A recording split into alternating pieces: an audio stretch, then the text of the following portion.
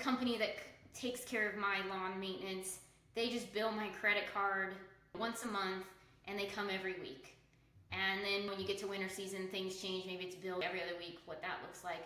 And then you have to be able to track all your added services. So are you winterizing for people? Are you mulching and all the stuff that goes with lawn care to make it look beautiful? And how do you want to track those?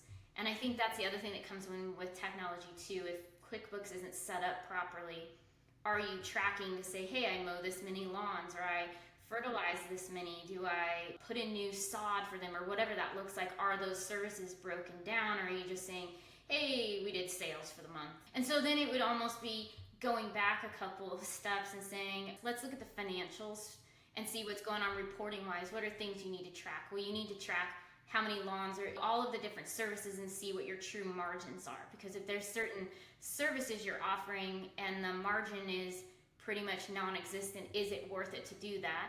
Or some of those, it is worth it to do that because then it allows for this one over here that has a larger margin, and they just balance each other out.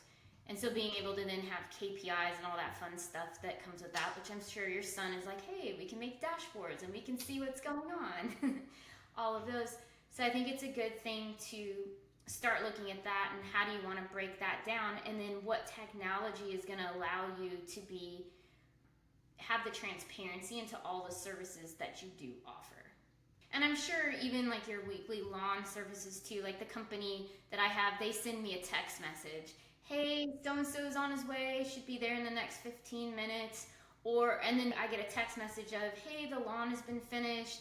If you're not happy with anything, give us a call. And then it's like, hey, your card is going to be billed now. And so there's those extra little touch points that are really nice to have, so people feel, hey, I know the service was completed even though maybe I wasn't home to actually see it done.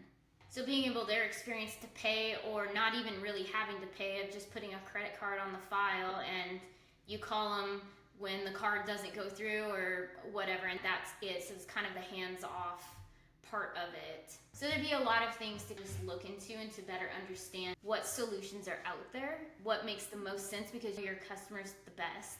I can make suggestions and we can all work together, and then at the end of the day, it's going to be, yes, I can see my customers being in line with this technology software, and that will be kind of the best to go through. So I'm kind of doing a deep dive into what's going on today. So I always like to say, looking at that 10,000 foot view down, because I don't need to know every nitty gritty detail, but I need to know enough detail to be able to paint the picture. So it'd be walking through what your processes are today, and then you identifying, hey, this is where some of the pain starts to show up, either internally or externally for the client. And then figuring out from there, what are the requirements that you would need a software to do for you?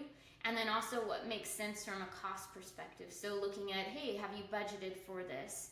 And if so, that's awesome. If you haven't, what do you think it would be to go all in to get something like this? And then also looking at it, if cost is an issue, seeing maybe we looked at a phased approach where we bring in part of this technology. We don't have to fully turn on all the buttons, but we can at least get a lot of it going so your team is adapting to it.